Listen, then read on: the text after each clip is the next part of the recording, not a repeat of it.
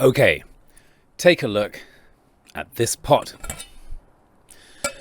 This pot represents your anger. Okay, why? Well, let's take a look at today's study. Welcome to Gabriel Clark TEFL, where I take an academic paper or a study and basically summarize it for all of you busy teachers who have better things to do with your life than read academic articles that, let's face it, are sometimes pretty boring and often very, very, very, very long. And who's got time for that? Well, today's paper is Developing Conceptual Metaphor-Based Tasks in Teaching and Learning of Idiomatic Expressions. It's by Barbara Upadhyaya and N.P. Sudharshana, and it's from TEFL Journal 2020. As usual, link in the description. Now, TEFL Journal has a selection in their issues called Conceptual or Theoretical Feature Article.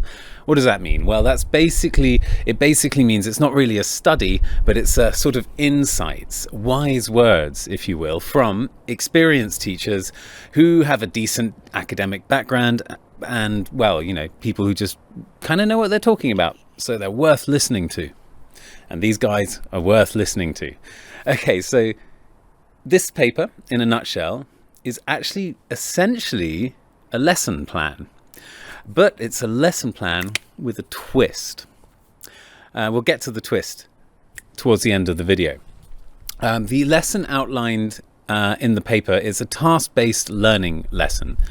So TBL or TBLT. Now, if you're not familiar, basically TBL or TBLT is a methodology, a teaching methodology, whereby instead of teaching like grammatical forms and getting students to practice and demonstrate that they know how to make, I don't know, a present perfect sentence, or they can use 5 phrasal verbs in isolated context, or modals of speculation, or whatever, you know, whatever the specific language point is in the lesson.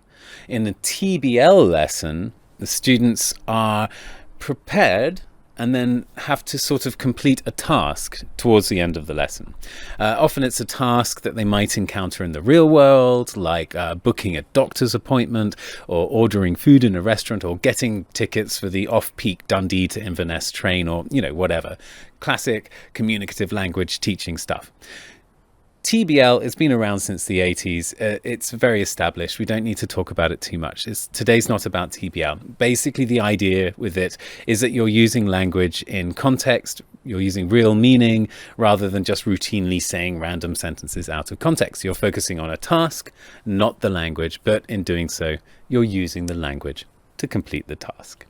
Okay, so that was a very quick overview of TBL. And yeah, so far so good. This paper basically outlines a classic TBL lesson, but with a basic TBL framework. And in it, we have a pre-task, a main task, and a post-task.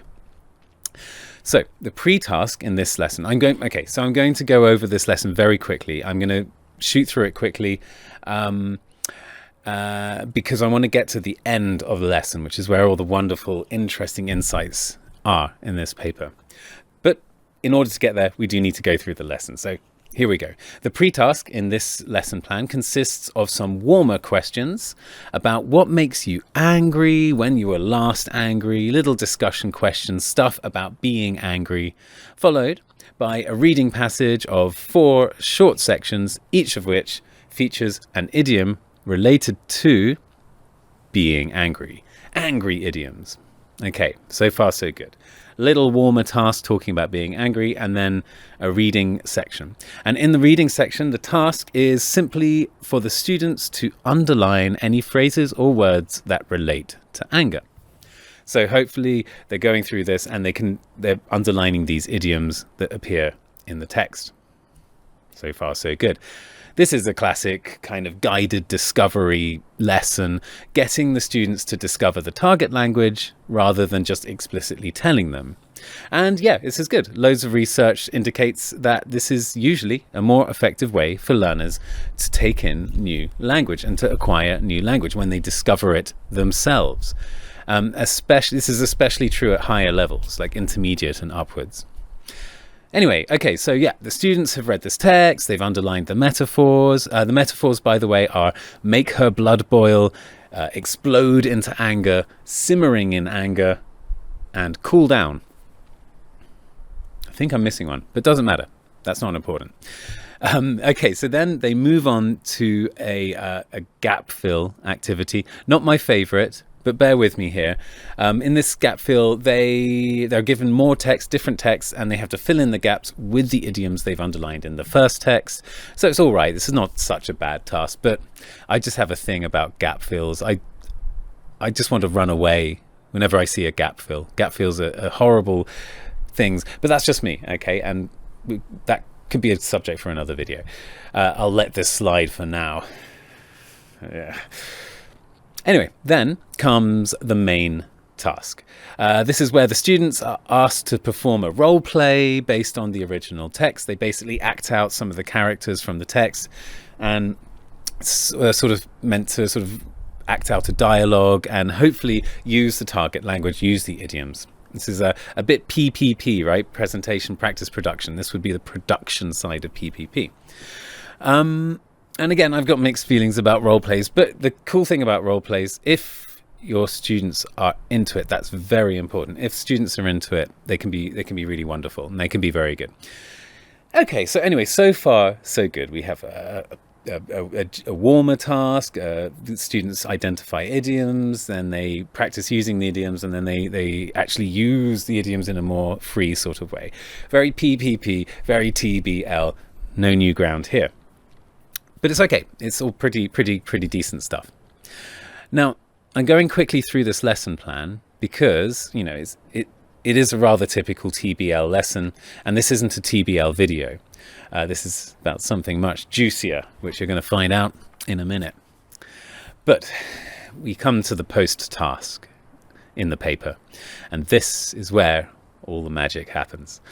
Because as a post task, the writers, the guys who created this lesson, I'm not sure if it's actually the writers of the paper or not, but this is when they get really meta. And meta is where I find things pretty interesting. So before we look at the post task, let's just look at these idioms again. I want to ask you a question. So we've got make her blood boil, explode in anger, simmering with anger, and cool down. Did you notice something they all have in common? Did you notice something going on there? Right? These idioms all portray anger as, and I'm going to quote, a heated fluid in a container. A heated fluid in a container. We describe anger like we would describe a heated fluid in a container. So let's look at that in more detail. In the post task of the lesson, the students are asked to figure this out. And they're asked to basically look at the idioms and try to figure out what they have in common. And hopefully they come to this heated fluid in a container, probably not in those exact words. So what's going on here? This is kind of cool, right? It seems that we conceptualize anger in a very particular way. Like this, like with the pot, a heated fluid in a container. And by looking at the way that we conceptualize anger, we kind of have access to a range of idioms.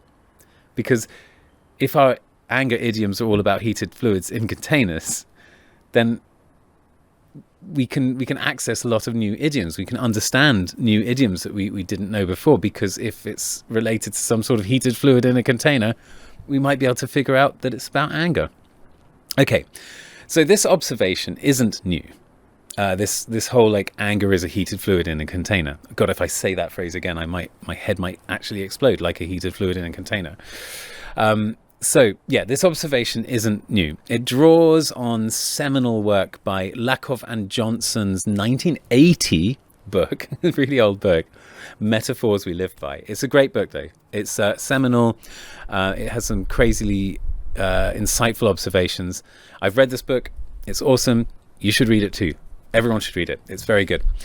In short, Metaphors We Live By analyzes hundreds of English metaphors and finds connections between the metaphors. Connections like anger is a heated fluid in a container. It even goes as far as to claim, and I quote, Lakoff and Johnson right now, primarily on the basis of linguistic evidence, we have found that most of our ordinary conceptual system is metaphorical in nature. So they're saying we think in metaphors all the time. Like, most of our communication is metaphorical. Let's look at some examples from the book. I'm going to go through these quickly. There are lots, but I just want to give you lots because they just keep coming and coming. And the more you see them, the more you realize that, yeah, my God, we really do think in metaphors very, very, very much of the time. So one observation they make is that argument is war. Idioms like, your claims are indefensible. He attacked every weak point in my argument. His criticisms were right on target. I demolished his argument. I've never won an argument with him. You disagree? Okay, shoot. If you use that strategy, he'll wipe you out. And he shot down all of my arguments. There you go. Argument is war. Also, time is money. You're wasting my time. This gadget will save you hours. I don't have the time to give you. How do you spend your time these days? That flat tire cost me an hour. I've invested a lot of time in her. I don't have enough time to spare for that. You need to budget your time. Is that worth your while? There you go. Time and money, very, very closely connected. There's also a whole section on orientational metaphors when we talk about directions representing things, like happy is up, sad is down. So you say, I'm feeling up, or that boosted my spirits, or my spirits rose, or you're in high spirits, or I'm feeling down, or I'm depressed. He's really low these days, and my spirits sank. Again, happy is up, sad is down, very common. A lot of these are kind of obvious, right? Like, we've probably even thought about them, or if we haven't thought about them, we sort of noticed this before. But yeah, it just keeps going and going. The mind is a machine. We're still trying to grind out the solution to this equation. My mind just isn't operating today. Boy, the wheels are turning now. I'm a little rusty today. We've been working on this problem all day, and now we're running out of steam. Anyway, yeah, you get the idea. It's kind of fun as well, right? It's fun to notice and fun to think about. But also it's very effective. It's not just some fun, right? There is tons of research out there that backs up the use of conceptual metaphor in the classroom to improve students' grasp of idioms. I'll put some links to those studies in the description. But it's great. Like, it's good to know that something fun is also beneficial and worth doing. So, back to the paper. So what Upadhyaya and Sudarshana are proposing is that we give our students access to these concepts. And by doing so, they're going to be able to speak metaphorically more easily. The TBL process, that task-based learning lesson, this is how they set it up to lead to the students figuring out these idioms.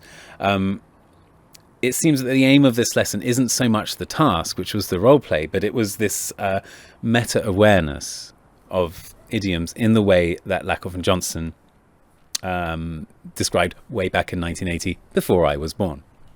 So, as a post-task for this lesson, the paper asks the students to spot the conceptual metaphor by basically asking them what I asked you about 2 or 3 minutes ago. What links or connections can they find between the metaphors?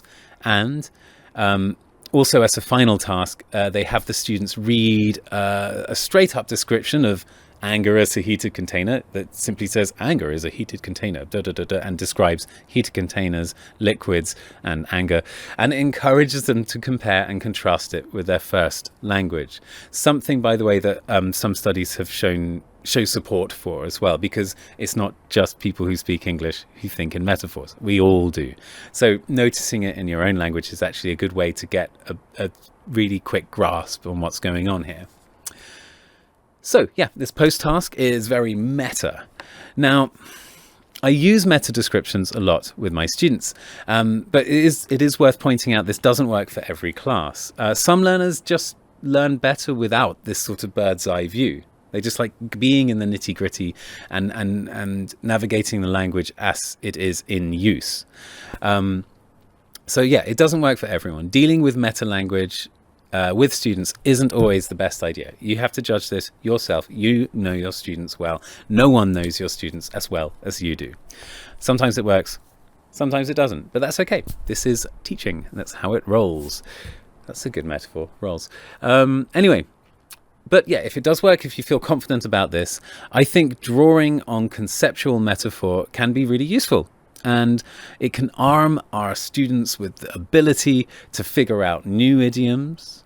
They can manipulate the ones they know and even coin new ones. They can be creative in the future when they're feeling super confident.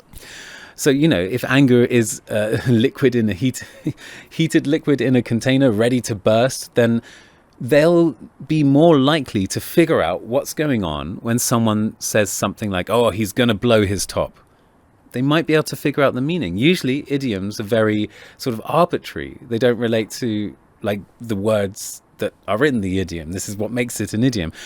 But if they have this meta-awareness of heated liquid in a container, then they might be able to figure out blow his top means get angry. If happy is up, then they'll be more likely to figure out what's going on when someone says, you're in high spirits. If the mind is a machine, then they'll be more likely to figure out what's going on when someone says, I think I'm running out of steam. You get the idea. So this meta-awareness can really help them with their comprehension and also being creative with language themselves in the future. So yeah, in short, the big takeaway from this is that we can use conceptual metaphor to make our students better at idioms.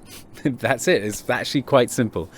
And that's why your anger is like this pot. There's no liquid in it though. Anyway, yeah, thanks for watching. This was the second video. Still very new, but I'm really enjoying it. If you have any questions or comments, throw them in probably the comments section. Best place for that. I do like engaging and talking to people, and especially if you disagree. I like it when people disagree. You get much more insight into a topic when people are jostling it out a bit more. So yeah, if there's anything I said here that you disagree with, let's talk about it. And yes, YouTube, like, subscribe, but that's not the main thing. The main thing is take this into your lessons. See if you can get your students, see if you can help this stuff. See if this stuff can help benefit your students and benefits your students' progress. This is the most important thing. And if you do, report back. I'd love to hear about it. Cool. Thanks very much. Have a wonderful day. And I will finish this video now.